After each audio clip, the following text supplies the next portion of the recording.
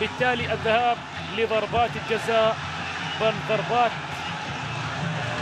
يعني المعاناة الترجيحية، ضربات المعاناة الترجيحية إن صح التعبير أوصفها بذلك، لأن الكل يعاني فيها. هنا الجماهير حاضر، أو لا، هنا الخطأ وهنا الفزعة وهنا الردة. المباراة بدأت تدخل في مرحلة كنا لا نتمناها. لاحظ خطأ هنا أمامنا المعالج، خطأ المعالج على أحد الجمهور. الآن الجماهير تنزل حاضر أمامنا، رجال الأمن والأمن مستتب الآن، الأمن مستتب الآن. لا تخطئ بكلمة باتجاه هذا الجمهور، لا تخطئ بكلمة باتجاه هذا الجمهور، لا تخطئ بإشارة مع هذا الجمهور. لقطات وأحداث لا نتمناها أن تكون أبدا حاضرة.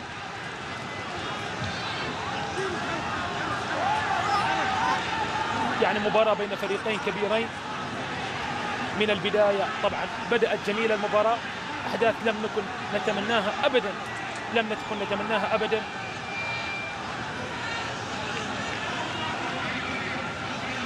وهنا المعالج الحاضر من جانب فريق نادي النصر. جمهور نزل والخطأ من أحد الجماهير، وبالتالي الفزعة كانت حاضرة. خلاص هدأت الأوضاع وهدأ الوضع، والآن ما زال يعني لاحظ هنا اعتذار بشكل لطيف. هذه هي الروح المطلوبة، هذه هي الروح المطلوبة الجميلة. أي نعم، مهما حصل في اللقاءات تبقى الروح عالية بين الفريقين الكبيرين مهما حصل. خلاص عادت الأمور برجال الأمن، الأمن مستتب حاضر بين الفريقين. عادت خلاص المياه إلى مجاريها داخل أرضية الملعب بين الفريقين، وخلاص لحظة يعني القفزة النفسية السيئة كانت بين الفريقين، والآن حالة متهدئة الأوضاع، حالة متهدئة الأوضاع.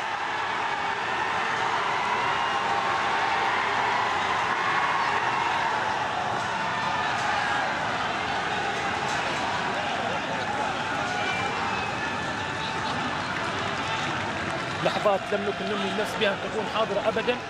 لقاء كان بين الفريقين في بطولة أندية الخليج، أفضل لقاء فني بين الفريقين، أفضل لقاء فني بين الفريقين، بل أجمل مباراة فنية في بطولة الأندية الخليجية. والله من زمن لم نستمتع بكرة قدم خليجية بين الفريقين بهذا الأداء، فلم نكن نمني النفس أبدا بأن تكون حاضرة هذه اللحظات بين الفريقين.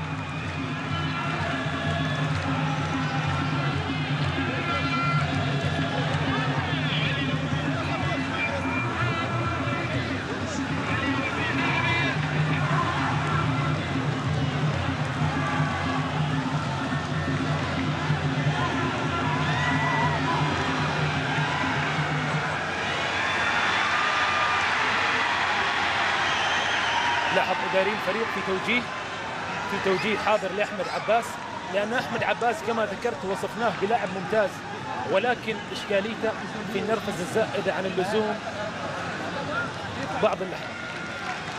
بعض اللحظات نرفزته زائدة عن اللزوم أحمد عباس، وبالتالي كان في اللقطة الماضية بالتأكيد ردة فعله للمعالج، شخص يتعايش معه يوميا ودائما، وبالتالي لا بد أن تكون هناك ردة فعل كما كان حال الجمهور. بمجرد أن تم الخطأ على لاعب شاهدنا الفزعة التي نزلت إلى داخل أرضية الملعب من قبل كل الجماهير الحاضرة لفريقها، وبالتالي شخصيا يعني لقطة مرفوضة نهائيا في عالم كرة القدم، ونحن نتحدث قبل كرة القدم